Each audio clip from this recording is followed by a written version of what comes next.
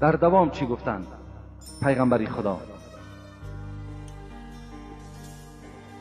4 گناهی که اینها را تلفظش مشکل است. گناه اینها دیگر حساب ندارد. 70 قرآن سوزاندن، 70 پیغمبر را قتل کردن، 70 بار با مادر خود زنا کردن، 70 دختری جوان با کارچ دور کردن. اقرب الی رحمت الله ممن ترک الصلاة.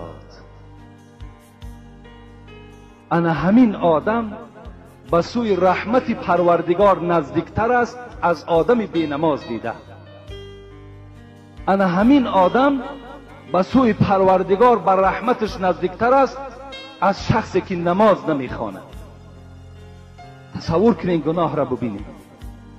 70 قرآن میسوزانی، 70 پیغمبر قتل میکنی، 70 بار مادری خود قتل زنا میکنی، 70 دختر قتل زنا میکنی، باز بر رحمت پروردگار تو نزدیکتر بود از شخصی که نماز نمیخواند.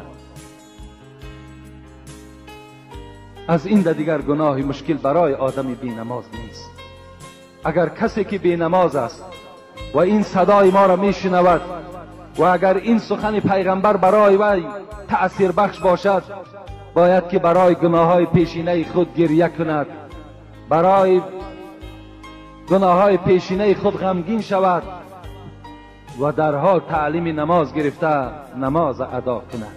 این حالت در بندگی او در نزد پروردگار ظاهر می شود. برادرای عزیز، شما اگر همسایه های بی نماز هم که داشته باشین، اونها را هم دعوتی بر نماز کنید. در ذمه هر کدام شما مسئول هستین که باید حتی همسایه های بی نماز خود چیکار کنین؟ دعوتی بر نماز کنین، اونها را به نماز دعوت کنین. انشاءالله در هر یک عبادت اونها شما در نزد خداوند ثواب میگیرید.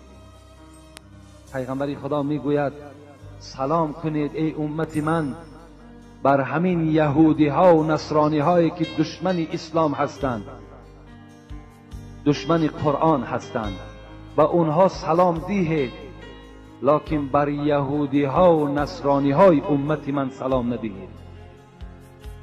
قیل یا رسول الله من الیهود من امتی. ای پیغمبر خدا، آیا در امت تو هم یهودی و نصرانی وجود دارد؟ رسول اکرم گفتن بله. گفتند در امت ما هم یهودی ها و نصرانی ها وجود دارد. قیل من هو یا رسول الله. گفته شد ای پیغمبر اون یهودی کی هست؟ اون نصرانی کی هست؟ قال تارک الصلاة، کسی که در دنیا بی نماز باشد. و یا رسول اکرم یهودی و نصرانی خواندند. حتی دعا کردن اللهم لا تدع لنا شقیا محروما. پروردگارا گفت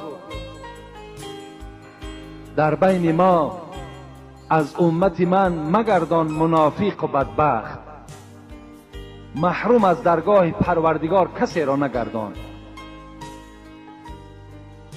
قال اتدرون من شقی المحروم. ای اصحاب من میدونین که کی هست بدبخت، کی هست از رحمت پروردگار ناامید؟ گفتن کی هست ای پیغمبر؟ گفت تارک الصلاة، آدم بی نماز از رحمت پروردگار دور است. آدم بی نماز پیغمبر شقی خواندند، بدبخت خواندند.